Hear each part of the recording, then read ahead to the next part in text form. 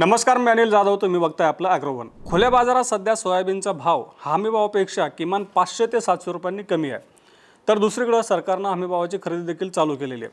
त्यामुळे शेतकऱ्यांनी हमीभावापेक्षा कमी भावात सोयाबीन विकू नये. जर गरज असेल तर हमीभावानं विक्री करावी आणि जर थांबणं शक्य असेल तर शेतकऱ्यांनी पुढचे 2-3 महिने थांबायला हरकत नाही, असं आव्हान अभ्यासक करतायत. आता शेतकरी इथे एक प्रश्न उपस्थित करतायत की आम्हाला हमीभावापेक्षा कमी भावामध्ये सोयाबीन विकायचं नाही आहे, परंतु नेमकं सरकारचे हमीभाव खरेदी केंद्र कुठं सुरू आहेत याची आम्हाला माहिती नाही आहे. तर राज्यामध्ये जवळपास आत्तापर्यंत 478 हमीभाव केंद्रांना परवानगी देण्यात आली. म्हणजेच हमीभाव केंद्रांना परवानगी मिळाल्याची संख्या आहे 478. तर त्यापैकी 371 हमीभाव केंद्रांवरती सध्या खरेदी सुरू आहे. परंतु सध्या हमीभाव खरेदीमध्ये प्रामुख्यानं जो काही अडचण येते किंवा जो काही प्रॉब्लेम येतो आहे ओलाव्याचा. खरेदी केंद्र चालकांनी असं सांगितलं की सध्या सोयाबीनमधला ओलावा हा 15% ते 18% दरम्यान आहे. काही वेळेला यापेक्षा जास्त ओलावा असलेला माल आपल्या केंद्रांवर येतो आहे. त्यामुळे या माल रिजेक्ट केला जातो, त्याची खरेदी होत नाही आहे. त्यामुळं जेव्हापासून खरेदी चालू झाली तेव्हापासून आत्तापर्यंत केवळ 5,000 क्विंटलच्या दरम्यान सोयाबीनची खरेदी करण्यात आली आहे. आता आपल्याला माहिती आहे की 15 ऑक्टोबरपासून सोयाबीनची खरेदी सुरू करा असे आदेश सरकारनं दिले होते. त्यानुसार काही खरेदी केंद्रांनी खरेदी देखील सुरू केलेली आहे. आता 371 केंद्रांवर खरेदीची प्रक्रिया चालू आहे. परंतु सध्या त्यांच्याकडे जो काही माल येतो आहे त्या मालांमध्ये ओलावा जास्त आहे.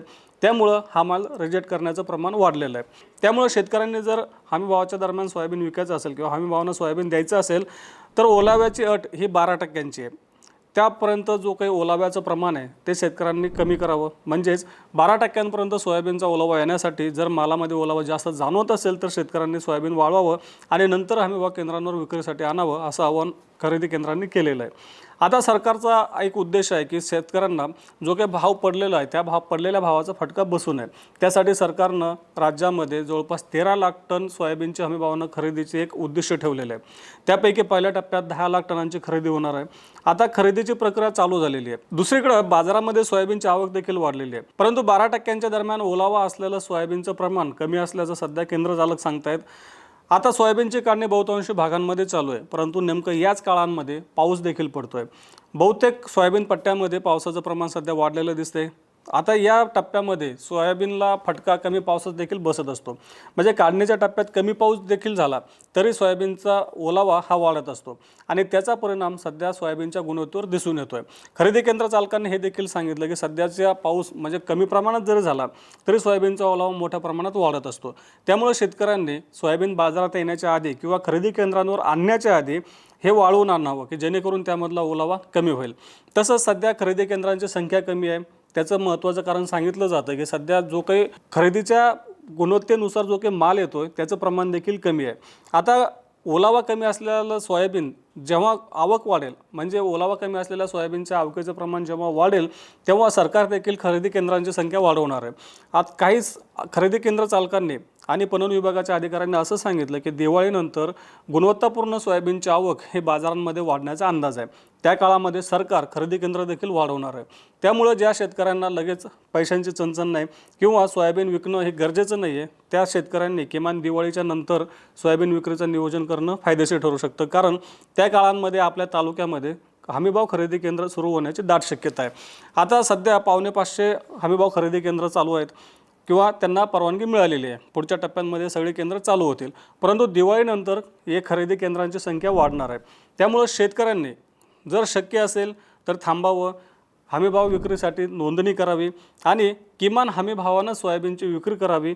हे आपल्याला फायदेशीर ठरू शकतं. फायदेशीर ठरू शकतं म्हणजे सध्या खुल्या बाजारामध्ये जो काही भाव आहे हा भाव अगदी आपल्याला 4,000 पासून ते 4,500 रुपयांपर्यंत दिसून येतोय. या परिस्थितीमध्ये जर किमान आपण हमीभावानं सोयाबीन विकलं तर आपला होणारा तोटा हा काहीसा कमी होऊ शकतो. तसंच ज्या शेतकऱ्यांना थांबणं शक्य आहे त्या शेतकऱ्यांनी किमान डिसेंबरनंतर विक्रीचं नियोजन करण्यास हरकत नाही. आता या पुढच्या काळामध्ये सोयाबीन बाजाराची दिशा कशी राहू शकते याचा जर आपण आढावा घेतला तर एकतर सरकारची हमीभावानं खरेदीची ही जे काही एक प्रक्रिया आहे हे एक आधार देणारी ठरू शकते. कारण सरकार यंदा 13 लाख टनांची खरेदी करणार आहे. मध्य प्रदेशामध्ये देखील 13,68,000 किंवा 60,000 टनांच्या दरम्यान सोयाबीनची खरेदी होणार आहे. आता महाराष्ट्र आणि मध्य प्रदेश ही दोन महत्त्वाची राज्ये आहेत सोयाबीन उत्पादनामध्ये. आता या दोन राज्यांमध्ये जर समजा सरकार 25% दरम्यान खरेदी करत असेल तर निश्चितच याचा आधार सोयाबीन बाजाराला मिळू शकतो. सरकारनं जर समजा आपल्या उद्दिष्टाच्या आसपास जरी खरेदी केली तरी खुल्या बाजारामध्ये सोयाबीनला आधार मिळू शकतो आणि खुल्या बाजारातले भाव हे आपल्याला हमीभावाच्या दरम्यान दिसू शकतात. आणि जर समजा आणखीन काही घटक बाजारवाढीसाठी पूरक ठरले तर सोयाबीनचा भाव हा 5,000 रुपयांचा टप्पा देखील पार करू शकतो. पण त्यासाठी आपल्याला आणखीन काही महिन्यांची वाट पाहावी लागू शकते. आणि महत्त्वाचं म्हणजे सरकारची खरेदी ही आपल्याला निर्णायक टप्प्यापर्यंत पोहोचताना दिसावी लागेल. निर्णायक टप्पा म्हणजे जर महाराष्ट्रामध्ये किमान 10 लाख टनांची खरेदी झाली, मध्य प्रदेशमध्ये सुद्धा 10-11 लाख टनांच्या दरम्यान जर खरेदी झाली तर खुल्या बाजारामध्ये एक मालाचे जे काही आवकेचा दबाव असतो तो दबाव कमी होईल आणि खुल्या बाजाराला आधार मिळेल. त्यामुळे ही सगळी परिस्थिती लक्षात घेऊन आपल्या शेतकऱ्यांनी जर विक्रीचं नियोजन केलं तर यंदा आपल्याला खूप मोठा फायदा होईल असा रेट मिळण्याची शक्यता तर कमीच आहे. परंतु किमान जो तोटा सध्याच्या बाजारभावानं आपला होतोय तो कमी होण्यामध्ये मदत होणार आहे. आता एकूणच आपल्या भागामध्ये सोयाबीनला काय रेट मिळतोय आम्हाला कमेंट बॉक्समध्ये नक्की कळवा. तसं रोज सायंकाळी 8 वाजता मार्केट इंटेलिजन्सच्या सेगमेंटमधून आपण शेतीमालाचा बाजारभाव, सरकारची धोरणं यांचा आढावा घेत असतो. त्यासाठी आपल्या ॲग्रोवनच्या चॅनलला नक्की सबस्क्राईब करा आणि हा व्हिडिओ जास्तीत जास्त शेतकऱ्यांपर्यंत पोहोचवण्यासाठी लाईक आणि शेअर करायला विसरू नका.